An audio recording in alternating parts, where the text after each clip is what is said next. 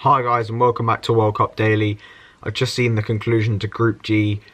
England, my team, playing against Belgium and a bit of a dead rubber, but obviously we had the Group G conclusion earlier. Sorry, Group H, Senegal, Colombia, Japan and Poland. Japan-Poland was quite surreal. Just at the end, they were all passing around the back four. Poland won the game 1-0. There's not really much I could say because both were poor games, especially that Colombia-Japan game. Japan-Poland game. Actually surreal the way they were it was just three players passing in a triangle and no one in the pitch moving because Japan just knew, they couldn't concede, otherwise they'd go out, and if they did try and commit, then there's a possibility they can concede. And they also they wanted to have the ball so they couldn't get a yellow card, because obviously it went down to yellow cards, which is amazing in the end. But obviously looking at England's group, that's the team I support. And going into the game, it was about, should we be playing for second? And, you've got to go in and try and win the game, and you've got to try and keep the momentum, keep the positive energy, going into the game. And that's a fair point. I think you can argue that case. But when I was looking at it, I was thinking, rest some of the players, get them back to full fitness. I don't think there's going to be much disruption in those players because they all know that they're playing against Colombia. They're not going to be particularly disheartened that they've been dropped for this game. Not dropped, but rested. And I don't think, because obviously a lot of the players playing today, the likes of, Cahill, Jones, Trent Alexander-Arnold, Rose, Dyer maybe Dyer will feature, but, Delph, Loftus-Cheek, even Vardy, they're not going to feature, or they're unlikely to even start or feature at all against Colombia. So I don't really believe in this disharmony of the players, but you want to keep the positivity. But I think looking at it, there is a lot of positivity because it's not that unreachable that England could reach a semi-final here. We've got obviously Colombia. It's a difficult game. I think if I'd just watched the Poland game where they were brilliant, then I'd be a lot more worried. But they were very, very poor today against Senegal. And looking at them, I think they're beatable.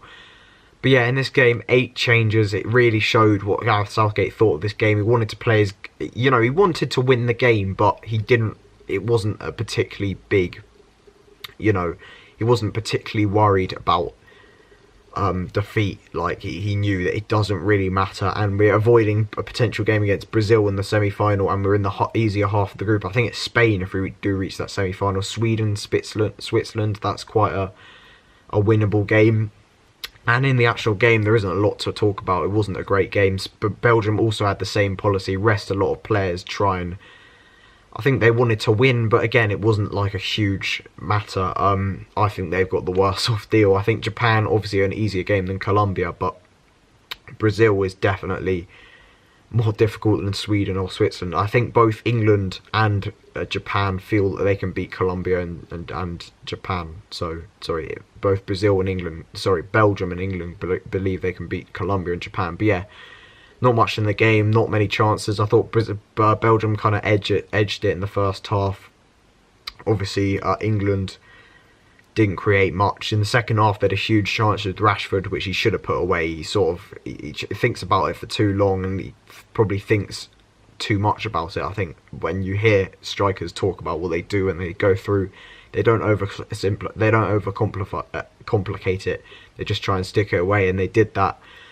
But England, there's not much to talk about. There weren't many great performances. I think, if anything, all Southgate's really learnt from this game is that the players he has been starting and are his first 11 and are his best team, they are his best team. No one really staked a claim to start. Thought Rashford was good in bits, but he probably should have scored. He was a bit wasteful going forward.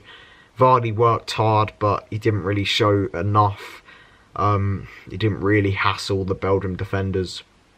Rose, I thought he was decent in parts, particularly in the first half, but he was definitely at fault for that goal. He was turned inside out. Welbeck, my guy, came on.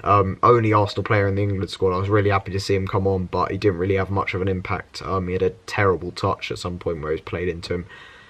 I'm trying to look through the team, but there weren't many great performances. Delph was alright, kept the ball reasonably well, but nothing spectacular. I mean, you wouldn't expect anything spectacular from Fabian Delph. Yeah, it wasn't particularly brilliant performance, but then again, I don't really mind. Panama, Tunisia, I don't even remember the score. I don't know what the score was in the end, but I know it was 2-1 to Tunisia, probably the most irrelevant, along with Egypt, Saudi Arabia. But even Egypt, Saudi Arabia had the element of Salah. I think this was one of the most irrelevant games in this tournament. But yeah, I know it was 2-1, but there's not much I can say. I'm looking forward to the England-Colombia game as an England fan, hoping we can go, progress and maybe get to a semi-final. I think if we win this game, we've got a huge chance. Switzerland and Sweden, although they look quite good in their group stage, they didn't look like anything England couldn't beat. Sweden obviously very physical and well set up. Switzerland quite workmanlike as well, but they were actually quite exciting to watch. Obviously Xhaka, who's the mantle of their midfield, and they've got Shaqiri, who's quite got a bit of flair. It's an alright team, but we should realistically be beating both of them. So yeah, I'm looking forward to the round of 16. It's been a long week, these uploads, it's quite relentless, but I'm looking forward to the round of 16, and that is when I'll be back. Obviously, and there's no games tomorrow, so there's not going to be a World Cup daily. But thanks for watching, subscribe to the channel, and I'll see you in the next one. I can't change, even if I tried, even if I wanted to, and I can't change, even if I tried. My love, she keeps me warm. She keeps me warm, she keeps me warm.